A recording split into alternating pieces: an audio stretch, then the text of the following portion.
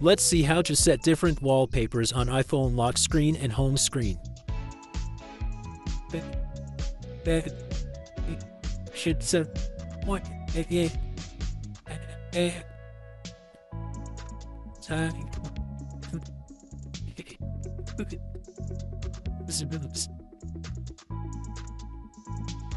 This time I'm using images for my lock screen.